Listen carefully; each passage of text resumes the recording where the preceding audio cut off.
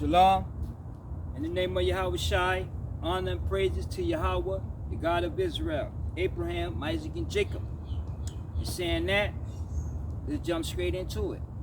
So let's open up the book of John,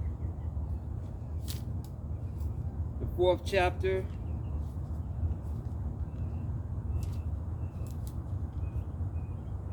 John, chapter 4, verse, we're going to start at verse 19. The woman said unto him, and the woman, they talking about it, the Samaritan woman at the well. She met Yahweh and was talking to him. They had a conversation. Verse 19, the woman said unto him, Sir, I perceive thou art a prophet. Our fathers worship in this mountain, and ye say that in Jerusalem is the place where ye men are to worship, meaning that Jerusalem is the capital of the 12 tribes of Israel. Okay, Judah, the law comes out of Judah. Okay, Judah is the lawgiver. Okay, Jerusalem is the capital. When Donald Trump came into office, he fulfilled biblical prophecy, and part of that prophecy was to acknowledge that Jerusalem is the capital of the reconstruction of that secret temple that's about to take place. Okay, but let's get into it. So when she's talking about the mountains, is she talking about Jacob, Abraham, Isaac, and Jacob? Because see, that mountain is what you call in the Hebrew word Bethel, right? Now later on in the scriptures, the Christianity doctrine, they labeled it as a church in the Renaissance period, which is called humanism, right? So when they replace and rechange everything, so they, instead of saying the camp, they call it a church. Okay, because see, basically Bethel is a place of worship, or the house of worship. That's why in the Christian churches you hear the house of worship, the house of prayer. Okay, it is what it is. Let's read that again. Verse 20, our fathers worship in this mountain, and ye say that in Jerusalem is the place where ye men are to worship. Yahweh said unto her, Woman, believe me, the hour cometh when ye shall neither in this mountain nor yet at Jerusalem worship the Father. Meaning that he's not on that mountain, okay, that place of worship, okay, where Moses pitched his tent. Okay, that mountain, Jacob's well, where Yahweh got the victory and changed Jacob's name into Israel. Okay, so he's not on that mountain. He's not in Jerusalem. Basically, in today's time, he's not in any churches.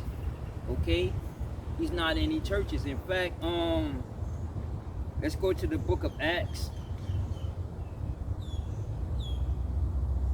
Then we're going to the book of Acts, the 7th chapter. Acts chapter 7. Let's start at verse 46. Who found favor before Yahweh and desired to find a tabernacle for the Yahweh of Jacob? But Solomon built him an house. Let's read that again. But Solomon built him a house. How about the Most High dwelleth not in temples made with hands? Although Solomon built the temple, but Yahweh wasn't dwelling in those temples. Okay, because he don't dwell in temples made with hands. Because see, you have to understand that the church is a religious organization. Okay, I'm gonna repeat that. A church is a religious organization. It's a religious governmental system. Okay, it would be politically as theocracy. It will fall under theocracy, right? Because theocracy is a divine intervention. Okay, and it includes a group of men that rule through this divine intervention. Okay, it is what it is. See, so he don't dwell in temples made with hands. Why? Because the church is wicked. And what I mean by wicked is the lifestyle, the iniquities that goes on to the church. Okay, the church has a president, right? That president, the church has a first lady, right? Now the Congress is who? The church as a whole, as the congregation. Okay, now the Senate is composed of the deacon board. Okay, so you got the deacon board and you got the deaconess, right? And then you have other office, cabinet positions inside the church that keeps that whole church functioning financially as well. Okay, see, so understand that the church is a religious organization. When F-Yhwh came into Jerusalem, what he did, he flipped over money tables and stuff. Why? Because what happened is that in today's time, and it took place back then, because what we do now is the same thing that they did. It ain't nothing new under the sun. What happened in today's time, just as well as back in those times, is that it became a marketplace. Because some churches have McDonald's, some churches have ATMs, churches sell dinners, they sell some of their furniture. Okay, they have bake sales, car washes. Basically, the church is a religious organization. Well, like that, let's go back. Acts chapter 7, verse 48. Howbeit the Most High dwelleth not in temples made with hands, as saith the prophet.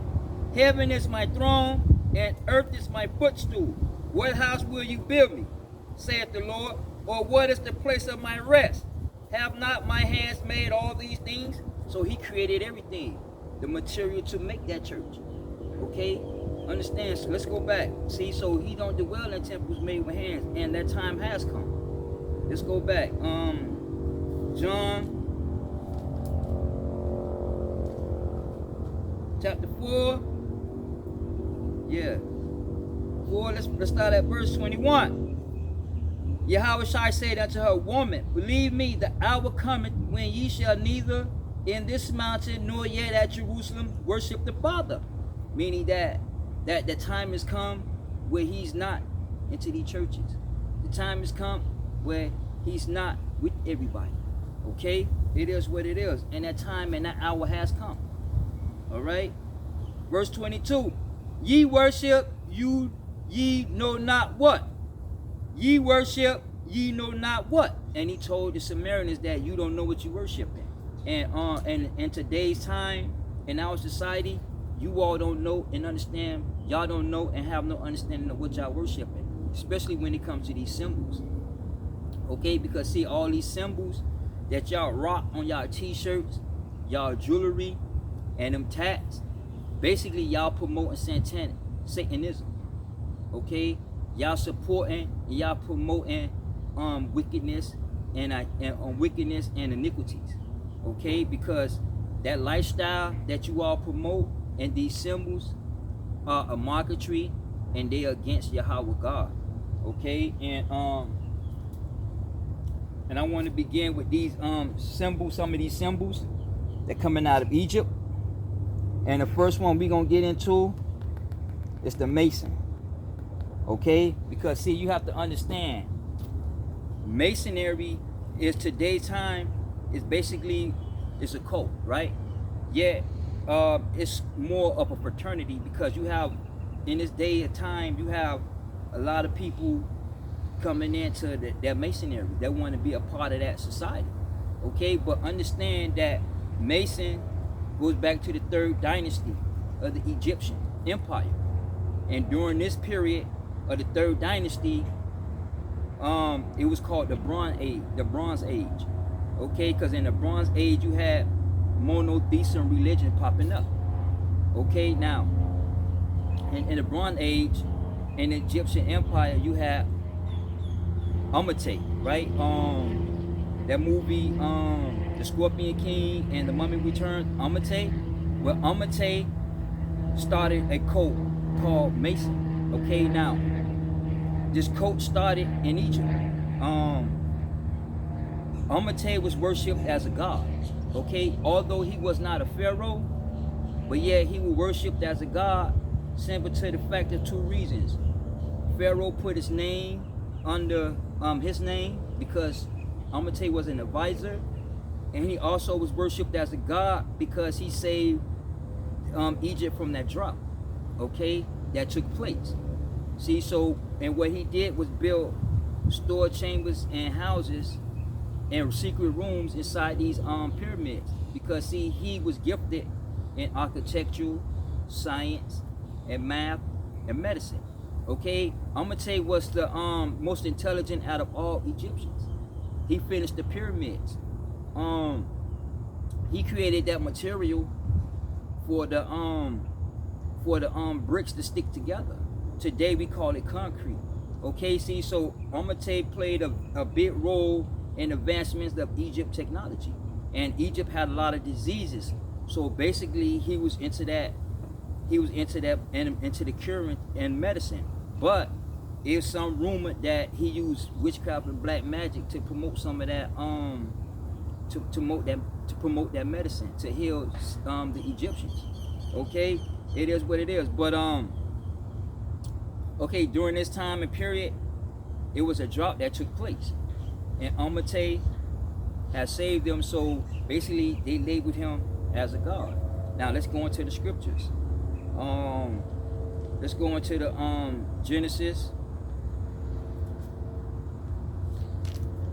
Genesis chapter 41, verse 53.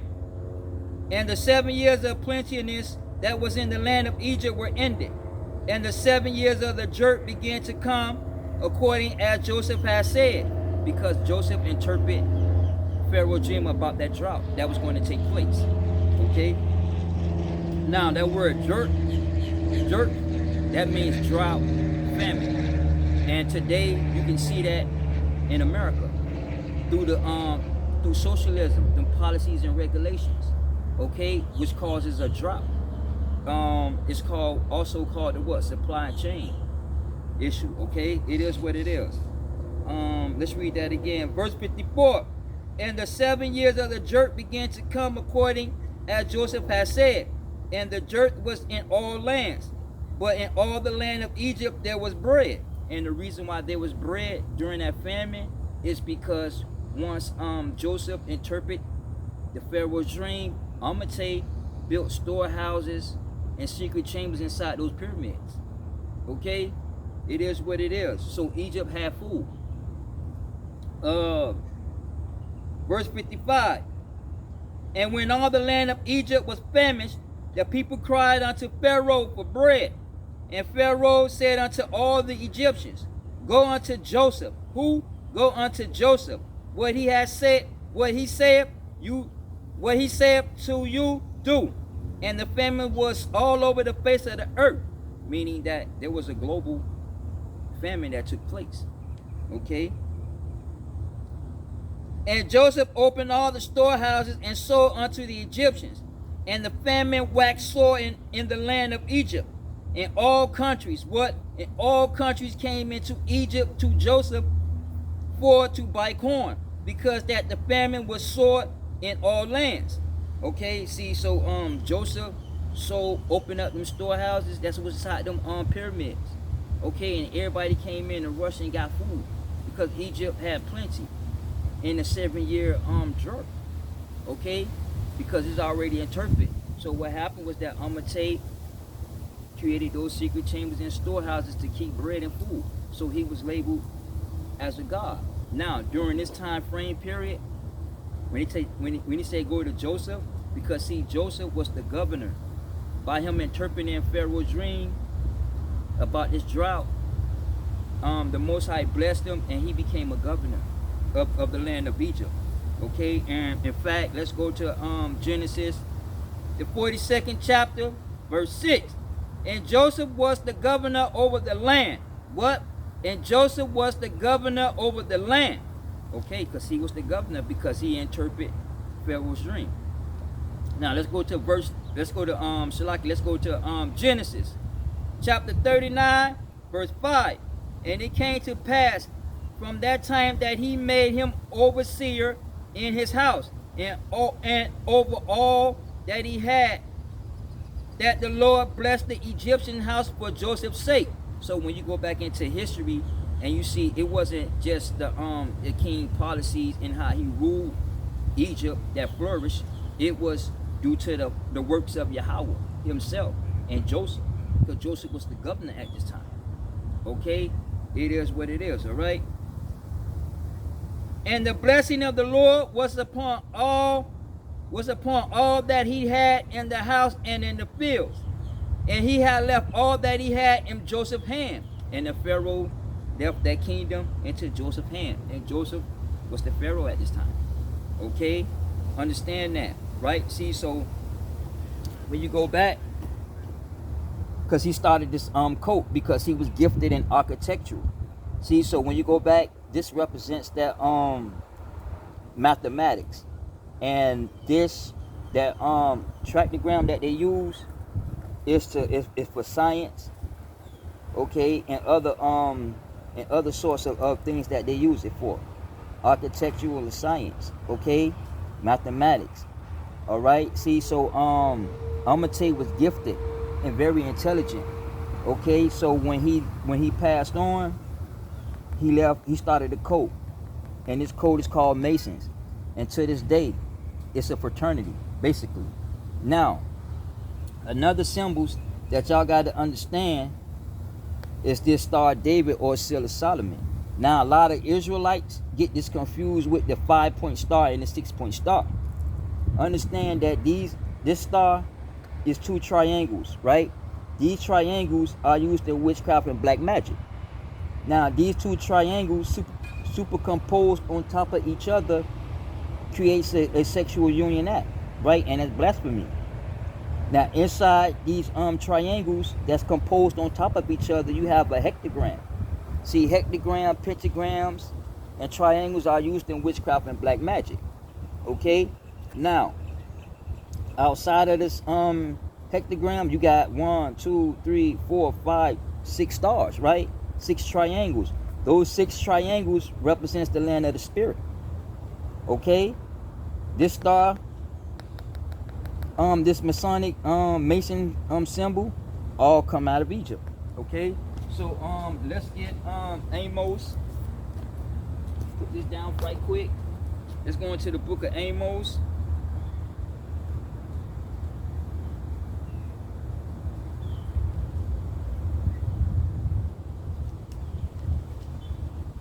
Amos what? Amos chapter 5 verse 25. Have ye offered unto me sacrifices and offerings in the wilderness 40 years, O house of Israel? Because Israel wandered in the desert for 40 years, okay? Due to the fact of them worshiping that calf, okay? While Moses was up in them chariots, face to face, communion with Yahweh, getting them statutes, laws, and commandments, okay? Verse 26.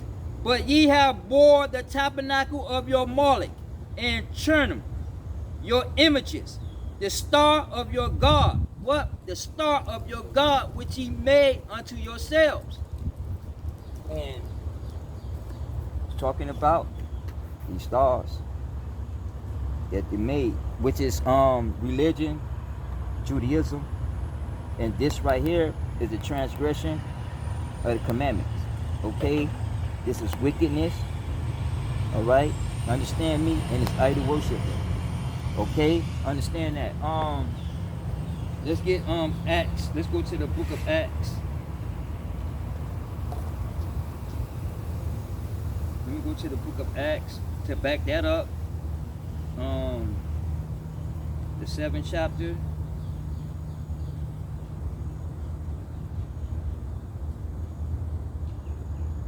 Okay, let's go to Acts, the 7th chapter.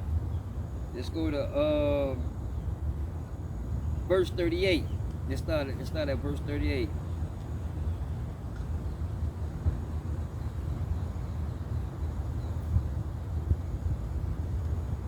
Let's start at verse 38. Shalaki, let's go to let's start at verse 40. Saying unto Aaron, make us gods to go before us. As for this Moses, which brought us out of the land of Egypt, we want not what is become of him, because he spent them 40 days in the mountains, up in them chariots, talking to the Most High, getting those 2 tablets. Okay?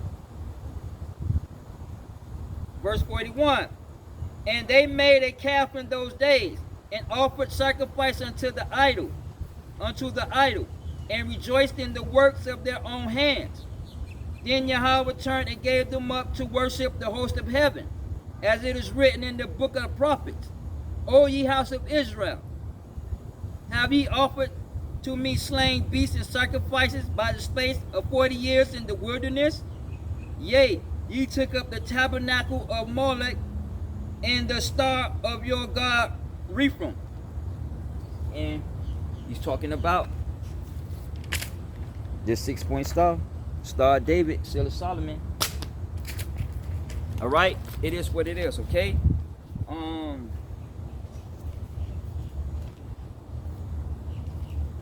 All right, let's finish up. Let's read that again. Yea, ye took up the tabernacle of Molech and the star of your god Rephaim. Figures that's which ye made to worship them. What? Figures which ye made to worship them. Okay, and I will carry you away beyond Babylon. Okay, and we was carried away beyond Babylon, meaning that he's talking about the original place of Babylon, the geographical location. We was going to go beyond Babylon, and we are beyond Babylon. We here in America, we here in the four corners of the earth. Okay, understand that. See, so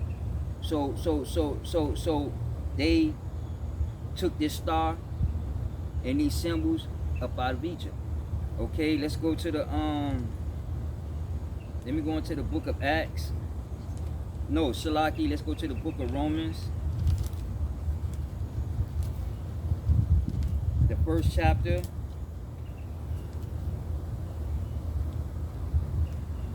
And let's go to verse 23. And change the glory. Shalaki, let's start at verse 21. Because that when they knew God, they glorified him not as Yahweh, neither were thankful, but became vain in their imaginations, which is mean emptiness. And their foolish heart was darkened. Verse 23. And changed the glory of the corruptible Yahweh into an image. See, so they changed the corruptible Yahweh into an image made like to corruptible man, and to birds and four-footed beasts and creepy things. Verse 25. Who changed the truth of Yahweh into a lie, and worship and serve the Creator more than let's read that again. Who changed the truth of Yahweh into a lie, and worship and serve the creature more than the Creator. Okay, and that's what y'all do. Y'all worship and y'all praise and y'all bow down and y'all promote these Egyptian symbols. Okay, but not the commandments. Okay, not the statutes and not the ordinance. Okay, not Yahweh. All right, now this other symbol that I'm getting into is the it's called the Ankh, the Egyptian Ankh, right? And these pyramids, like these two pyramids at the top, that represent the atmosphere. Now this loop over here represents the outer spirit, life eternal, and this is the earth. Okay, so basically the Ankh, this Ankh represents life eternal. See, so y'all need to learn and understand what y'all worshiping. Okay, because you have to understand that basically that's a direct violation of the commandments.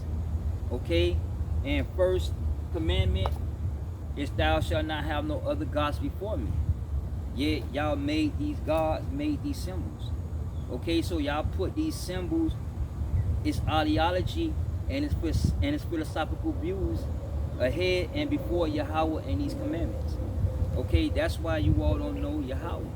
Okay, it is what it is. All right, see, so you have to understand that it's the violation of the commandments. Let me get let's go to Ezekiel,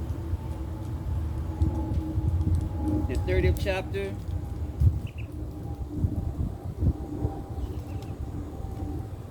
Ezekiel Salaki, Ezekiel 20 and 30. Salaki, Ezekiel chapter 20, verse 30. Wherefore say unto the house of Israel, thus saith the Lord Yahweh, are ye polluted after the manners of your father? And he asked that question, are you polluted after the manners of your father? Because what they did was fell into idol worshiping. And as a result of that, the nation of Israel and the descendants to this day is in slavery. Okay? And to this day. Alright? Understand. Let's read that again. Wherefore say unto the house of Israel, thus saith the Lord Yahweh, are ye polluted after the manners of your fathers, and committed ye whoredom after their abominations? Meaning that y'all worship and y'all carry and supported their ideology and philosophy. Okay, that's what he's talking about. All right. Verse 31. For when ye offer your gifts, when ye make your sons to pass through the fire, ye pollute yourselves with your idols, even unto this day. Right? And that's what y'all do. Even to this day. Y'all pollute yourselves by wearing these satanic symbols, by promoting these satanic symbols, ideology, and philosophy. Okay? By supporting, protesting, and burning down. All right? And to this day, Israel, or the so-called African Americans, is in captivity. Because we're going to get into Christianity, into all these religions. Okay? But I want to tackle with these Egyptian symbols. Because y'all have to understand these symbols, like that cross. Okay? It's the tree. Right? But y'all don't understand what that cross represents. Okay? See, so this is the things that y'all need to learn and understand when y'all in the church and when y'all into the Bible studies. Okay? This is what the church is supposed to be teaching you all. Alright? This is what y'all supposed to know and understand what is profane and what is not profane. Okay? Understand that. See, so my time is a little short, but I'm gonna get one more. Let's get Deuteronomy 29. Deuteronomy chapter 29, verse 15. But with him that standeth here with us this day before the Lord our God Yahweh, and also with him that is not here with us to this day. For ye know how we have dwelt in the land of Egypt, and how we came through the nations which ye passed. And ye have seen their abominations and their idols, wood and stone, silver and gold, which were among them. Okay? And basically, to this day, he was talking about how F-Yhwh was there, and Joshua led them into the wilderness. Okay? And going through and passing through the wilderness, all these nations committed abominations and idol worship. And Israel fell right along with them, because the Israelites, Hebrew Israelites, struggled, especially when it came with the Canaanites, because that's when we're gonna get into when his name is Yahweh, and we're gonna get into Yahweh. Okay, understand that. See, so I just want to lay down this foundation about the Masons and how it's a fraternity, and that stands from Egypt. The Star of David, sealed with Solomon, that comes from the land of Egypt. The Ankh is out of Egypt. The ISRAELITE is out of Egypt. Understand that this Egyptian mythology is surrounded with myth and legend. Okay, and understand that when you indulge into these religions, you idol worshiping. The Gentiles, you idol worshiping. But the Israelites, you committing fornication, spiritual fornication, because we Israelites is married to Yahweh through the commandments. Okay, and the first commandment and the second commandment is in violation. Okay, and we're gonna get into a lot of these things, but may Yahweh be upon you all. Shalom.